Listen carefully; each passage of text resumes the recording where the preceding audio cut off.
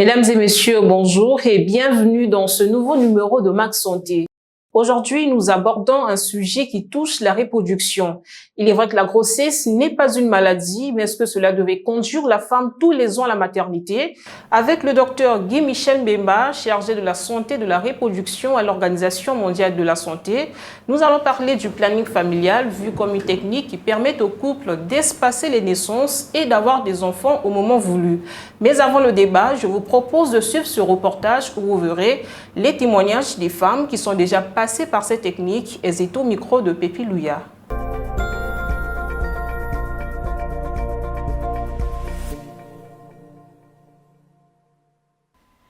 L'implant sous-cutané, le stérilet, l'anneau vaginal, l'injection sont parmi les méthodes contraceptives les plus couramment utilisées dans le cadre de la planification familiale. Elles permettent aux femmes de déterminer de manière plus responsable le nombre d'enfants qu'elles souhaitent avoir ainsi que l'espacement des naissances. D'une taille de 4 cm, l'implant est inséré au-dessus du triceps à environ 8 voire 10 cm de l'épicondyle médial de l'humérus et 3 à 5 cm postérieurement au-dessus du sillon entre le muscle du biceps et du triceps. Cette technique contraceptive est approuvée par une partie des femmes, tandis que d'autres restent réticentes, craignant des complications de fertilité à long terme. Premièrement, des implants là, moi j'aime pas. Mais souvent ça nous ramène des inconvénients. Donc, tu peux faire pour 3 ans ou 4 ans, tu ne tombes pas enceinte. Je prenais une injection de 3 mois. J'ai pris ça pendant 2 ans et demi. Je prenais ça pour faire grandir l'enfant, vu que c'était déjà mon 3e enfant. Après 3 ans, je mettais au moins 3 ans, je me suis dit non, je dois faire grandir l'enfant par rapport à les activités. Pour atténuer la stigmatisation entourant l'utilisation de cette méthode contraceptive, le Centre de santé intégré de Mukondo profite des séances de consultation préscolaire pour sensibiliser et consulter les femmes qui allaitent dans le cadre de son programme de planification familiale.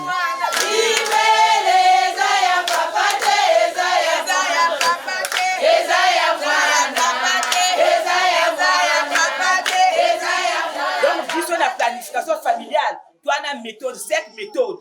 Autre pièce, on a passé à 10 000 pour éviter 10 000. Tu as dans la tonga.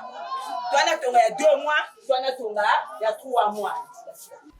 À cette rencontre, des conseils pratiques pour permettre à ces femmes de bien prendre soin de leur corps et d'éviter des rapports sexuels avant 45 jours d'accouchement sont prodigués. Quand on met l'implant, c'est pour arrêter juste l'ovulation. Voilà, tu peux ou ne pas voir les règles, mais au cas où l'inconvénient au cas où tu voyais beaucoup de règles, tu faisais avant 5 jours, et puis ce n'est plus 5 jours, tu vas au-delà de 10 jours, et puis les règles sont abondantes, là, il faut revenir. Les inquiétudes des femmes concernant la fécondité après le retrait de l'implant ont été abordées par le docteur Jean-Claude Kala, gynécologue de formation et chef de service de l'hôpital de référence de Makele-Kele. Dans la contraception, tout médicament qu'on peut utiliser dans la contraception doit avoir un caractère réversible. Et puis, tout tombe enceinte, donc quand on arrête, c'est vrai que c'est pas aussitôt. Là, ça ressemble un peu à une femme qui vient d'accoucher ou qui vient dans le grossesse. Là, il faut compter au moins 1 mois, 2 mois par là où tout le système nous pense en solution et elle peut commencer. Ces méthodes contraceptives offrent aux femmes un contrôle accru sur leur santé reproductive tout en soulignant l'importance d'une éducation et d'un suivi médical plus adapté et approprié. En fin de compte, l'accès à ces informations et à ces soins est crucial pour garantir un avenir plus sûr, plus autonome pour les femmes dans leur planification familiale. Docteur Guy Michel Mbemba, c'est un plaisir de vous recevoir sur ce plateau de Vox TV. Merci madame de me recevoir sur votre plateau. Je suis heureux de partager avec vous ce sujet préoccupant autour du planning familial. Alors vous avez suivi le reportage, est-ce que vous avez un petit commentaire à faire? J'ai eu je pense que le bonheur de retrouver un grand frère, docteur Kala de l'hôpital de base de Makele-Kele, gynécologue obstétricien comme moi et certaines sages-femmes qui ont abordé les aspects, les approches en rapport avec le planning familial, mais également noter les inquiétudes des femmes autour de certaines méthodes. Je pense qu'on aura l'occasion de revenir sur cela. Alors, quelle est la petite histoire derrière la planification familiale? Comment nous sommes arrivés à ces techniques? Merci beaucoup. La problématique du planning familial en lui-même pose le problème du bien-être de la femme et surtout de la famille en particulier. Parce que comme vous le savez, la vie est faite d'un certain nombre de droits à la santé et de la reproduction. Et malheureusement, la vie aussi est faite d'un certain nombre d'injustices. Et l'une des injustices qu'on continue d'attaquer ou bien de révéler, c'est celle de mourir alors qu'on va donner la vie. Et donc, pour lutter contre cette injustice en rapport avec la mortalité maternelle, les gouvernements et surtout les agents des Nations Unies ont développé un certain nombre de stratégies. Et l'une des premières stratégies de la lutte contre la mortalité maternelle, c'est le planning familial. En dehors du suivi prénatal, de l'accouchement, mais des soins obstétrico-néonataux d'urgence. Donc nous, lorsqu'on aborde le problème de la planification familiale, on vise en réalité la réduction contre la mortalité maternelle et bien sûr le bien-être de la femme, mais également du couple. Alors en quoi consistent ces techniques réellement? Bon, c'est un ensemble de méthodes qui permettent donc à un couple de choisir le nombre d'enfants qu'ils veulent avoir, de préciser à quelle période ils voudraient avoir ces enfants et surtout de voir l'espacement qu'ils voudraient avoir, avec comme objectif, comme je l'ai rappelé tout à l'heure, le bien-être, la santé maternelle de la femme. Parce que c'est ça qui est le plus important au-delà de toutes les considérations. Est-ce qu'en médecine, cet espacement est défini? L'écart doit être de combien d'années entre les naissances? Bon, en moyenne, les Nations Unies, l'OMS recommande un délai au moins de 2 ans avant de reprendre une nouvelle grossesse. Vous avez soulevé les méthodes. Combien, il en existe combien? Bon, il y en a plusieurs méthodes. Il y a ce qu'on appelle les méthodes hormonales. On pourra les citer tout à l'heure. Il y a les méthodes mécaniques, plutôt barrières. Il y a les méthodes naturelles, qu'on ne recommande pas toujours, mais qu'on pourra également discuter. Et puis il y a des méthodes dites permanentes, irréversibles. Parfois, on ne les considère pas comme des méthodes contraceptives. Souvent, il y a le caractère réversible de la méthode. Mais bon, comme les approches changent, lorsqu'on parle, on peut toujours citer la vasectomie et puis la stérilisation tubaire comme des méthodes contraceptives, mais qui sont permanentes et parfois irréversibles. Alors, de façon pratique, on va parler de quel type de méthode, par exemple? Bon, parlons des méthodes contraceptives modernes. Dans les méthodes contraceptives modernes, vous avez les méthodes hormonales. Parmi les méthodes hormonales, vous avez la pilule. C'est celle que l'on prend chaque jour, pendant 21 jours ou pendant 28 jours, selon le type de pilule que vous avez choisi. Vous avez combien d'années? Bon, tout le temps, ça peut prendre 2 ans, 3 ans, il n'y a pas de souci pour cela. Vous avez également les méthodes hormonales, ça c'était les comprimés, mais vous avez les méthodes injectables. Ce les femmes ont précisé, parfois vous les prenez tous les 2 mois, tous les 3 mois, et ça peut vous prendre 1 année, 2 ans, pas de problème. Vous avez les formes également injectables, que je venais de dire, mais également les implants. J'ai vu ça dans le reportage. Là aussi, vous pouvez le porter pendant 1 année, 2 ans, 3 ans, et vous l'enlevez selon votre désir. Et puis les méthodes barrières.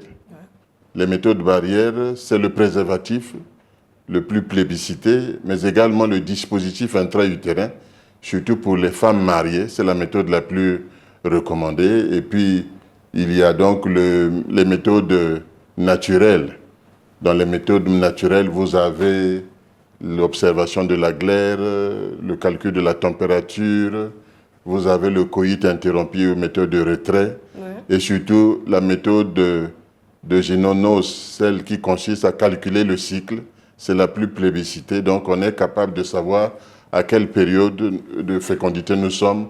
À ce moment-là, on fait l'abstinence, ou parfois on peut la coupler avec une autre méthode mécanique telle que le préservatif pendant cette période dite féconde. Alors on comprend qu'il y a plusieurs méthodes, mais pour adopter une méthode, comment ça se passe? Est-ce qu'il y a des consultations ou bien le choix il est innocent? Merci beaucoup. Non, toute administration d'une méthode contraceptive impose un examen clinique. On commence toujours par un interrogatoire pour préciser l'âge de la femme, rechercher un certain nombre d'antécédents, parce que malheureusement certaines méthodes contraceptives peuvent être contre-indiquées parce que l'on porte une maladie telle que le diabète, l'hypertension artérielle, les maladies hépatiques et autres maladies thromboemboliques.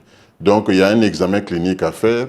Parfois vous pouvez retrouver des tumeurs et autres qui contre-indiquent certaines. Et puis parfois on est obligé de faire un bilan biologique pour faire par exemple une glycémie et autres examens pour éliminer le risque. Parce que comme a dit le docteur Kala dans le reportage, il s'agit d'un médicament et un médicament peut avoir des conséquences sur la vie de la femme.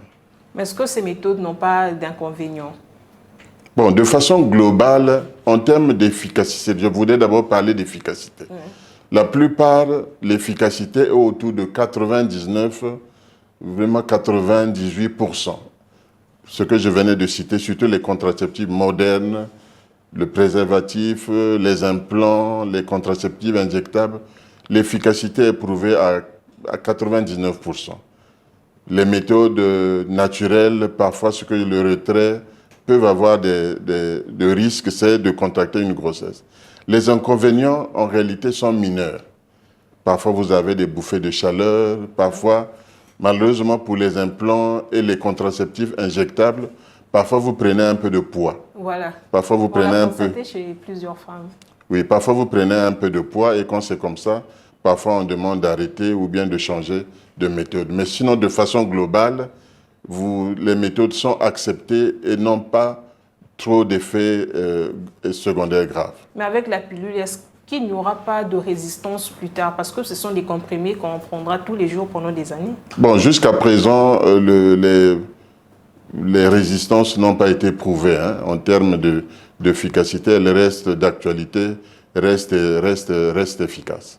Finalement, qui peut réellement bénéficier du planning familial? Tout le monde peut bénéficier du planning familial. C'est vrai que selon l'âge, lorsque je prends par exemple les adolescents et jeunes, toutes les méthodes sont appliquées, mais chez les jeunes, on recherche ce qu'on appelle une double protection. C'est-à-dire au-delà du fait que le planning familial va permettre d'éviter les grossesses non désirées, mais par exemple, chez les jeunes dames, on va prévenir également les infections sexuellement transmissibles, en particulier le VIH-Sida.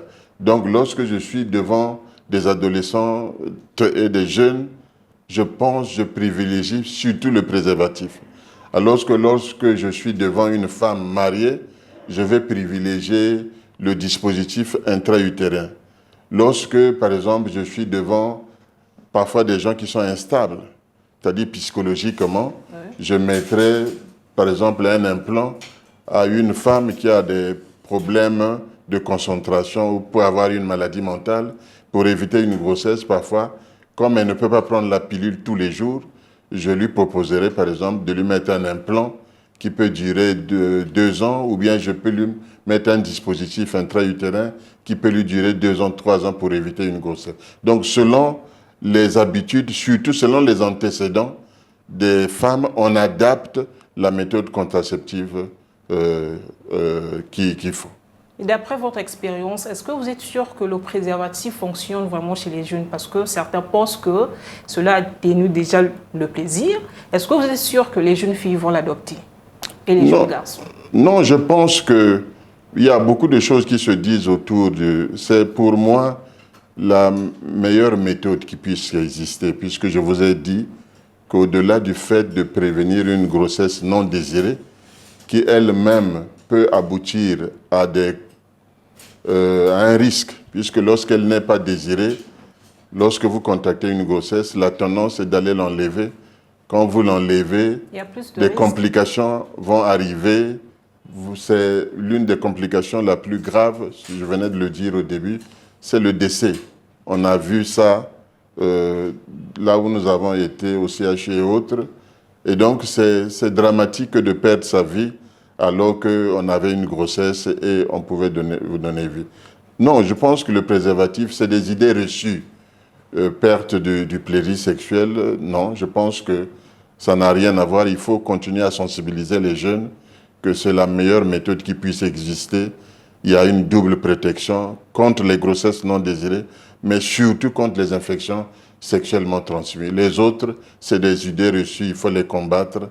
Donc moi, je fais la promotion du préservatif masculin. Il y a également le préservatif féminin qui n'est pas souvent utilisé parce qu'il y a beaucoup de... On pense que c'est une femme vient vous parler du préservatif, on va considérer que c'est une femme de mauvaise mœurs. Donc souvent, c'est plus de la responsabilité des hommes. Mais en réalité, il faut promouvoir les deux. Mais après le retrait de l'implant, par exemple, ou bien de l'injection, qu'est-ce qui fait qu'on arrive à avoir des complications pour contracter une autre grossesse? Oui, dans le reportage, je pense que Dr Kala est revenu sur ça. Pour les pilules, les comprimés, souvent le retour est facile. En 2-3 cycles, le système reprend, puisque n'oubliez pas qu'il s'agit des hormones que l'on prend. Et dans la physiopathologie, c'est de bloquer les ovaires. C'est-à-dire lorsque l'on injecte ces produits-là, on met les ovaires au repos. Et donc, c'est normal que la machine prenne un peu plus de temps, parfois 2 à 3 mois, sinon 4 mois, avant que le processus ovulatoire reprenne et qu'une nouvelle grossesse commence. Donc, en réalité, il n'y a pas d'effet secondaire. C'est parce qu'on veut parfois on est dans la précipitation, mais en réalité, il faut attendre que cet ovaire que vous avez mis au repos pendant 1 année, 2 ans, qu'il reprenne à fonctionner, parce qu'il a besoin d'être stimulé par le cerveau avant de reproduire, de commencer à reprendre et que les follicules mûrissent pour qu'il donne naissance qu'il y ait fécondation avec un sperme. Docteur, pensez-vous que la plupart des Congolais ont cette information de l'existence du planning familial? Non, malheureusement, même au niveau mondial, les statistiques de l'OMS montrent que la prévalence contraceptive au niveau mondial, dans les pays développés, vous atteindrez les 70%, 80% en Asie, en Amérique latine. Malheureusement, même en Afrique, nous sommes autour seulement d'une couverture d'environ 25%. Et au Congo, nous sommes à environ 21%. Donc, ça veut dire que beaucoup de gens... Et donc, même les besoins, il y a un indicateur que nous calculons, ce qu'on appelle les besoins non satisfaits. Au niveau mondial, environ 90 millions de femmes ont des besoins non satisfaits. Et donc, notre défi est de continuer à sensibiliser. Et donc, votre émission me donne également l'opportunité de passer le message, de sensibiliser. Et comme je l'ai dit dès le départ, c'est une stratégie majeure, importante, qui permet donc de sécuriser la vie de la femme et de lutter contre ce que je venais de rappeler dès le début de cette émission, de lutter contre cette injustice sociale inacceptable du 21e siècle qu'est la mortalité maternelle. À votre niveau, l'OMS, quelles sont les stratégies que vous mettez en place pour mettre tout le monde au même niveau d'information à travers des activités de sensibilisation peut-être? Merci beaucoup. Le rôle de l'OMS est un rôle de conseil. Donc nous accompagnons le ministère de la Santé à élaborer un certain nombre de stratégies. L'une des dernières stratégies, c'est la stratégie intégrée pour la santé de la reproduction maternelle, néonatale et infantile et des adolescents, y compris donc le planning familial. Donc on met en œuvre donc cette stratégie avec le renforcement des capacités des prestataires, la dotation en produits contraceptifs les formations sanitaires, et puis on fait le suivi, évaluation, on vérifie, on supervise, mais également les districts sanitaires sensibilisent la population. Vous voyez que vous avez vu, vous êtes passé dans les CSI, vous avez vu les sages-femmes, la sensibilisation pour que les femmes adhèrent, puisqu'on n'impose pas, on sensibilise les femmes et selon leur compréhension, elles adhèrent à la méthode contraceptive. Je pense que c'est tout ce que l'on fait. Ça veut dire que c'est dans les CECI qu'on retrouve ces services de planification ou bien... Oui, nous avons ce qu'on appelle les centres de santé intégrés, puisqu'ils offrent ce qu'on appelle un paquet minimum d'activités. Et dans ce paquet minimum d'activités, au-delà donc, par exemple, du suivi de la grossesse, vous avez les services de planification familiale. Vous avez le paquet de différentes méthodes contraceptives que je viens de citer qui est là. Normalement, selon les orientations du Fonds des Nations Unies pour la population, les contraceptifs sont donnés de manière gratuite. Et là aussi, c'est quelque chose... Normalement, c'est gratuit, mais parfois, les formations sanitaires mettent un peu des mécanismes de petit recouvrement de coûts selon la méthode choisie. Et donc, il y a un petit prix forfaitaire pour leur permettre d'assurer le transport, de payer les seringues et autres là. Mais en réalité, il est gratuit. Et surtout à l'intérieur du pays, c'est plus visible. Mais parfois à Brazzaville, il y a des formations sanitaires où ils font un petit recouvrement de coûts. Mais ces services sont parfois proposés à quel prix dans ces CECI? Oui, il est variable. Par exemple, pour la pilule, parfois vous trouverez ça. Ce que j'ai dit, c'est que c'est gratuit. Mais parfois, vous pouvez le trouver à 300 francs. 500 francs, bon, vous le dites, madame. Parfois, le préservatif, normalement, lui, il est gratuit. Je ne sais pas s'ils le vendent. Parfois, l'implant, normalement aussi, il est gratuit. Mais j'ai entendu que parfois, on le met à 5 000 francs. Le dispositif également intra-utérin, normalement, il est gratuit.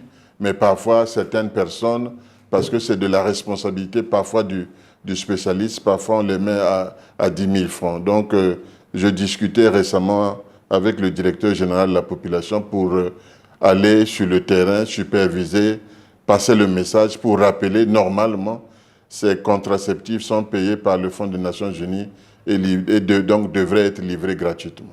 Alors, est-ce qu'il y a des facteurs, des conséquences sur le plan social, économique, quand un couple a trop d'enfants? Oui, voilà pourquoi je disais, notre leitmotiv, c'est créer les conditions du bien-être du couple. Et malheureusement, la non-application de cette règle-là peut conduire à ce qu'on appelle la règle de trop. Trop précoce, trop tardive, trop nombreuse. Et les conséquences sont multiples. Sur le plan économique, trop d'enfants, il faut les nourrir, il faut les loger, il faut les scolariser.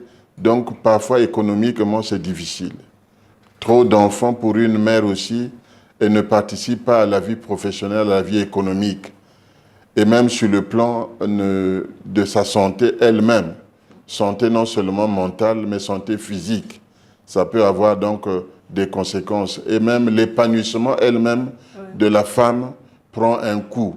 Et donc, voilà pourquoi on rappelait que ces méthodes-là, lorsqu'on les applique, ça permet à un couple et surtout à une femme de choisir combien d'enfants il voudrait avoir, à quel moment il voudrait les avoir, et le temps d'espacement de naissance. Pendant cette période-là, elle a la possibilité d'aller vendre au marché, de reprendre la vie professionnelle et d'amener un peu d'argent à la maison pour qu'ensemble, avec monsieur, qu'ils partagent, qu'ils participent au développement de leur famille. Et donc, socialement, ça permet à tout le monde d'être équilibré et de grandir dans un climat de non-stress. Parce que malheureusement, trop de bouches parfois à nourrir, c'est très stressant et la vie économique est toujours très difficile. Justement, on peut renouveler l'implant ou les injections combien de fois? Oui, non, tout le temps que l'on veut. C'est-à-dire, puisque lorsqu'on désire de reprendre une grossesse, on a 9 mois de grossesse et lorsqu'on a fini, on peut reprendre 2-3 mois après, ça peut vous durer 1 année, 2 ans. L'efficacité est absolue, prouvée. Et donc, il y a plus de bénéfices, comme je l'ai dit, que de risques en rapport avec toutes les méthodes, en dehors des méthodes naturelles, en dehors du gyno, de NOS. Les autres méthodes, l'efficacité frôle les 99%. Vous avez parlé d'une méthode naturelle, le respect du cycle menstruel. Voilà. Si nous sommes arrivés à ces techniques d'implant, d'injection, ça veut dire que on a compris que le cycle aussi peut tromper ou comment? Oui, en somme, ces méthodes naturelles, comme je l'ai dit, imposent d'être rigoureux. Et surtout, le mot que je veux sortir, discipliné. Or, malheureusement, du fait d'un certain nombre d'activités professionnelles, le travail, parfois on peut être amené à oublier. Voilà pourquoi d'autres méthodes ont été développées. Et n'oubliez pas que ce que je venais de dire aussi au début, chaque individu peut être porteuse parfois d'une maladie qui contre-indique l'utilisation, par exemple, des oesoprogestatifs ou bien des progestatifs. À ce moment-là, on utilise une autre méthode de barrière telle que le dispositif intra-utérin à base de cuivre ou bien les autres méthodes barrières. Vous avez également parlé du coït interrompu. Est-ce que ça marche vraiment? Non, malheureusement, selon... moi, je ne recommande pas cela. Hein? Je ne recommande pas. Le risque de contracter une grossesse est toujours élevé. Voilà, souvent dans certaines circonstances, parfois, on est obligé de la coupler avec la pilule du lendemain. La pilule dite d'urgence, lorsque ça vous arrive, on est obligé de prendre la pilule du lendemain pour être sûr que une grossesse ne va pas démarrer. Mais lorsqu'on parle dans ce type de mission, le conseil que l'on donne aux gens, c'est d'utiliser les autres méthodes contraceptives modernes au lieu d'utiliser donc la méthode dite du retrait.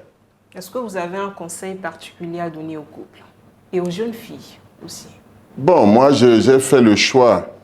Je voudrais rendre hommage à un de mes maîtres. Ce serait regrettable de ne pas le dire. J'ai eu le bonheur d'être formé par le professeur Léon Hervé Iloki qui m'a donné le goût de la santé et de la reproduction parce qu'on considère que le développement d'une nation passe par la protection de la femme. Et donc nous avons choisi, lui et moi, la gynécologie obstétrique parce qu'il faut protéger la femme. Et pour protéger la femme, il faut l'informer, lui donner les moyens nécessaires pour son autonomisation, pour qu'elle prenne les décisions elle-même. Et donc, ce type de mission et surtout le planning familial, avec toutes les informations bien données, permet à une femme d'être autonome et de s'épanouir, de travailler alors qu'elle fait des enfants et de choisir quand commencer une grossesse, se faire suivre dans les conditions normales et avoir l'enfant quand on veut. Et donc, à celles qui hésitent d'emboîter le pas parce qu'il y a des conséquences? Non, comme je venais de dire, les conséquences, lorsque je compare le risque et l'efficacité, je pense que je vous ai dit, en termes d'efficacité, nous avons une satisfaction autour de 99%. Malheureusement, il y a parfois quelques effets secondaires. Je venais de rappeler parfois pour les implants ou les formes injectables, vous avez des prises de poids, mais que l'on peut perdre après. Et puis parfois vous avez un peu de céphalée, des bouffées de chaleur qui peuvent être gérées comparativement à une grossesse non désirée qu'on va aller enlever avec toutes les complications qui peuvent survenir. Le risque, par exemple, de rentrer dans ce qu'on appelle une infertilité. C'est-à-dire vous avez enlevé une grossesse, mais le jour où vous voulez avoir une grossesse, malheureusement, votre matrice a été abîmée et vous n'aurez plus la chance de porter une grossesse. Merci, docteur, pour tous les éléments d'information. Je rappelle que nous avons reçu le docteur Guy-Michel Mbemba. Il est chargé de la santé de la reproduction à l'Organisation mondiale de la santé. Ensemble, nous avons parlé du planning familial, ses avantages et ses inconvénients, mais retenez plutôt les avantages. C'est la fin de cette émission. N'oubliez pas que la République du Congo fait face à l'épidémie du choléra. La riposte, elle est simple. Tout le monde est appelé à respecter les règles d'hygiène pour se protéger et protéger les autres. C'est la fin. Au revoir et à très bientôt.